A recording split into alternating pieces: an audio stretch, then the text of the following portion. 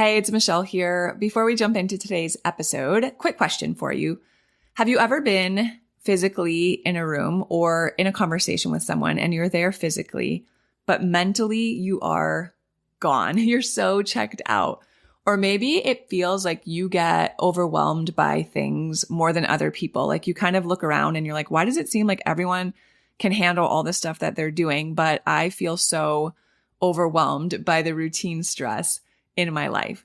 Or maybe you feel like you just feel things more intensely than other people. Maybe you're quicker to get overstimulated, or you just feel your emotions more intensely than others. Maybe sometimes you just want to tap out, like you really just want to disconnect. You'd rather be out in nature or just with your animals.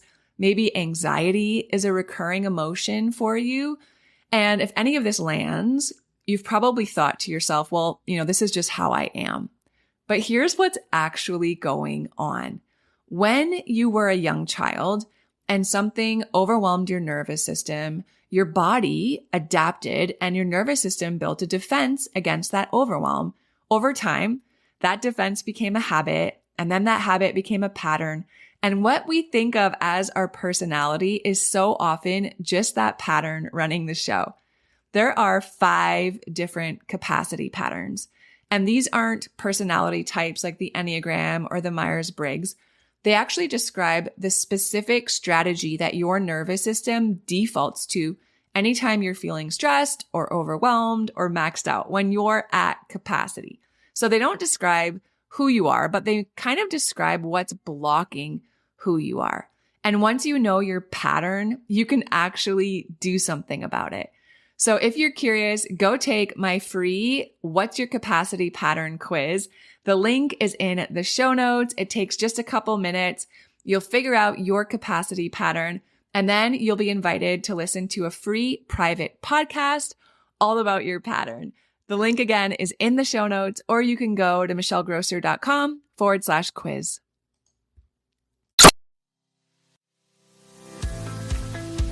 Welcome to the Calm Mom Podcast, the show for ambitious women ready to get off the hot mess express. I know you've got a lot going on. You work so hard, you're raising an incredible family, and sometimes it can be overwhelming. I'm your host, Michelle Grosser.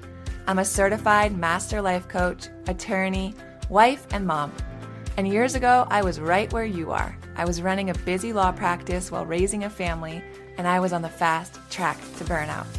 I thought I just needed to be more organized or have better routines, but it was learning how to heal and regulate my nervous system that expanded my capacity to gracefully hold more of this big, beautiful life.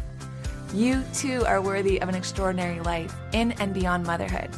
Learning to be a calm, anchoring presence in your home and at work is going to be your superpower. If you're here to do the inner work that brings a sense of calm amidst the chaos, I'm here to join you on that journey. Each time you press play, your growth continues. So let's get at it. Hey friends, Michelle Grosser here, your master coach. Welcome to the Calm Mom Podcast. Today we are going to talk about self-care. Self-care. I think self-care is one of the most misunderstood, commercialized, mismarketed ideas and concepts just kind of being thrown around, especially in mom culture, right? Especially in working mom culture. I think often it feels like just extra stuff we have to do, right? Like get a massage, mani-pedi, get our hair done, book a date night, get a sitter, like whatever. And I guess hear me before we go any further. Like these things are beautiful. These things are important.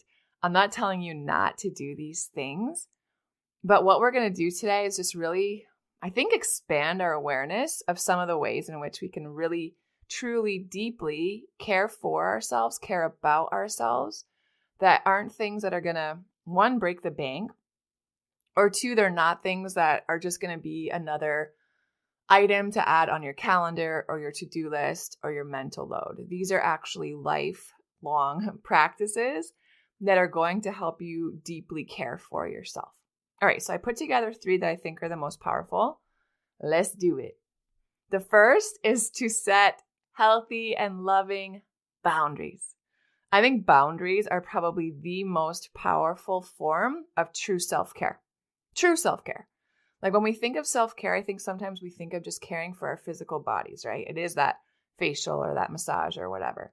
And I love those. But how about caring for all the other parts of who we are, right? Like how do we incorporate self-care into our emotional life, into caring for things that are really important, like our energy or our attention, or like caring for our bandwidth, right? Especially as high achieving working moms, like our bandwidth is probably one of the most stretched parts of ourselves that we really need to be intentional about caring for. Like caring for our energy and all these things requires healthy boundaries. And we all probably have someone in our life that when we spend time around them, like I know you're probably thinking of that person right now, we just feel so drained, right? We dread hanging out with them. It could be a family member, it could be a friend, it could be a coworker, whatever. But when we spend time around them, it feels crappy. Like we feel like we need a nap afterwards or a drink or something. Like feel drained, we feel depleted. Or maybe it's something that you find yourself doing, right? Like scrolling Instagram or whatever it is where you notice that you're getting caught up in comparison and then you're leaving feeling anxious or you're leaving feeling less than. Or maybe you're someone who goes 100 miles an hour all the time, right? Whether like physically you're going 100 miles an hour, not literally, but like you're always doing stuff, or your mind is going 100 miles an hour and you have a really hard time just turning it off. So you're always doing, going. But then you also always are complaining that you're feeling exhausted or tired or depleted. And setting boundaries around all of these things, the people you spend time with, right? The people you give access to your energy and your life and your advice and all of your things. Protecting yourself with boundaries around what you're doing with your phone, what you're doing when you have like quote unquote free time, like at night when the kids go to bed. How are you spending that time? And if you're spending it scrolling, is that actually restful for you? Maybe it is. I don't know. For me, it's not. Like when I do that stuff before bed, or I just sit there like zoning out at Netflix or something, like that actually doesn't fuel my soul. It doesn't give me good rest that allows me to be starting my day the following day feeling like my battery's charged, right? So just asking yourself, like, is how I'm spending my time, the time that's mine, actually recharging me, actually good for my mind, body, and soul? And if not, maybe I need some new boundaries around how I spend that time, right? And setting boundaries just around all of these things to protect yourself, your bandwidth, your energy, your attention is just beautiful, beautiful self-care. Because when we're protecting these pieces of ourselves, what we're actually doing is we're creating this fence around our best self, right? Around our highest self. And within that fenced in area, protecting who we are, there is so much freedom there. And that, my friends, is self-care. If you want more about boundaries, if that's something that you're learning about and trying to be more intentional about setting and really protecting yourself, but it feels, I don't know, rude, disrespectful, clunky, like you're just not sure about it and you want to know more, head to episode 45. I did a whole episode there around boundaries, how they're important, how we decide to set them, and then also how we go into like practically communicating our boundaries. So I give you guys some steps on things to do when you need to set a boundary, when boundaries are breached, how to go about responding to that. Episode 45. I'll also link that in the show notes for you guys. And then second, one of the second most powerful things I think we can do for true self-care that doesn't cost any money, it might be costly, but it doesn't cost any money, is forgiveness. Oh, this is a doozy. Maybe you feel like I'm coming at you a bit today, but friends, carrying unforgiveness is exhausting and it's draining and it's emotionally heavy. Like it's this weight you will carry in addition to all the other stuff you're trying to do. And we probably all have someone we need to forgive, right? But if no one's coming to mind, I would bet that there's probably something you need to forgive yourself for. Like maybe it's something you've done to your kids, your spouse, a friend, a family member. Maybe it's something you've said. Maybe it's an attitude. Maybe it was a response. Maybe it's like something that you blew up about that you're just carrying so much guilt about. Maybe it's something you haven't done, right? Maybe it's something that you said you would do and then you dropped the ball or something that you've been wanting to do and you just keep putting it off and you're feeling really crappy about that, right? Holding on to that, carrying the guilt about it, carrying the shame about it, that is heavy. And if someone did something awful to you or about you and you're still like stewing about that, I want to just encourage you and remind you and teach you and coach you that forgiveness doesn't say that that awful thing was okay. It's not what forgiveness, that's not what forgiveness is about. Forgiveness doesn't say what you did wasn't a big deal. I'm over it. It doesn't say like, I'm okay with it. I am condoning it. I think it's acceptable. Forgiveness does none of those things. So don't get this confused. Forgiveness is a gift that you give yourself. You don't give it to anyone else. You give it to yourself. And maybe part of your forgiveness journey is to call someone up and tell them that you forgive them. But friends, in order for forgiveness to be effective self-care, the other person doesn't even need to know that you've forgiven them. They don't even need to know. The only thing that needs to happen for forgiveness to make you literally feel better is that forgiveness needs to be embodied. It needs to be embodied. It can't just be words that you're saying or something that you think, okay, I forgive them, I'm over it. And then expect yourself to feel differently, operate differently, feel lighter, have more space, right? More mental space, more emotional space. You can't just say words.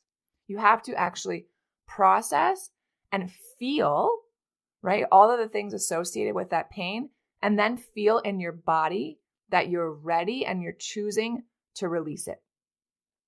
To release it, to forgive, release it, and replace it with some truths. So holding on to your forgiveness, it only hurts you, right?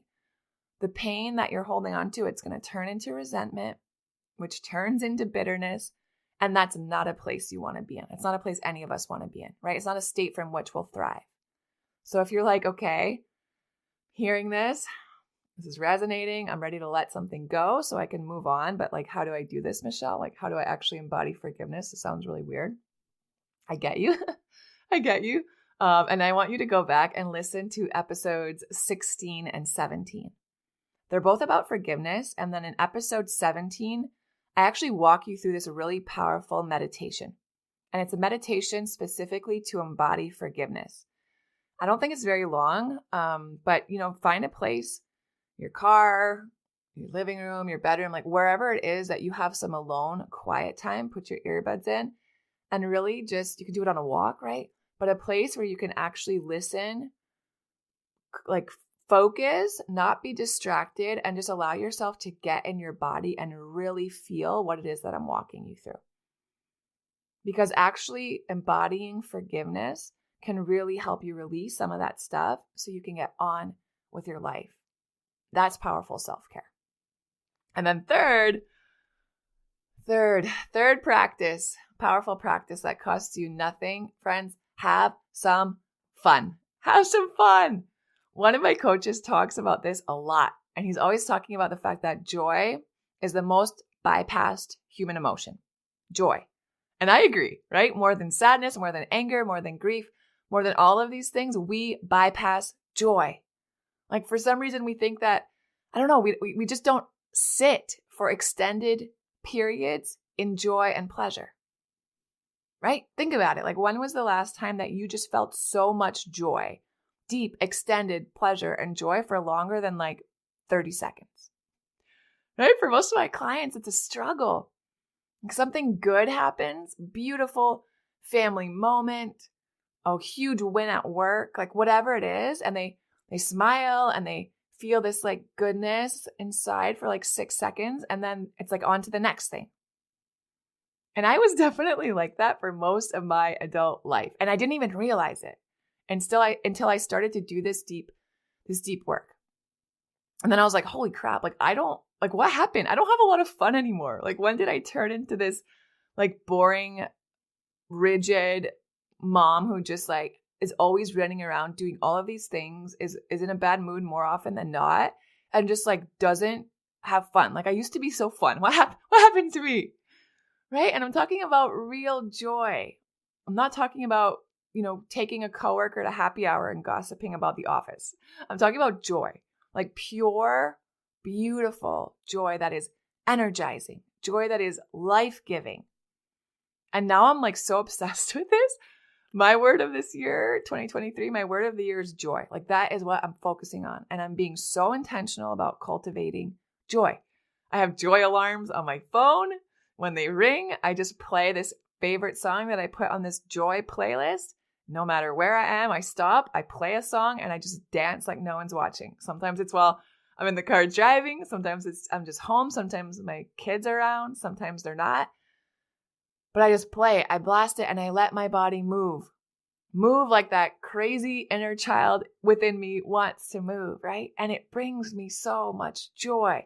And it's not 6 seconds, right? It's 2.5 minutes, 3 minutes. And I just go and let my body move. And that joy, friends, it bleeds into everything else. It bleeds into my motherhood, right? It seeps into my marriage, my work, my church, all of it. It snowballs. Joy snowballs. So the more I have of it, the more I want, right? And then the more comes my way. It just does. More mani-pedis. I also love mani-pedis, but friends, the practice of joy, like building that into your life, that is a beautiful, powerful way to truly care for your body, for your mind, and for your soul. Body, mind, and soul. I hope these 3 things were helpful today. I'm believing that as you put them into practice, even if this is new, as you start to be intentional in these 3 areas, friends, you're going to find that you're caring for yourself in a way that is true and deep and sustainable, and a way that really is truly caring for your energy, your time, your bandwidth. Protecting all of that is beautiful self-care. So I love you. I will talk to you soon. Have a good one. If you love Mommy's Podcast, leave a review. If you enjoyed this episode, it would be so awesome if you could take a moment to subscribe and rate the podcast. And if you have just a few more seconds to leave a quick review, they really help to get this podcast out to other moms like you. I read every last review, and trust me, when it's late at night or early in the morning before my kids get up and I'm working on bringing you all of this content, your reviews are what keep me going. Leaving a review is truly the best way you can thank me.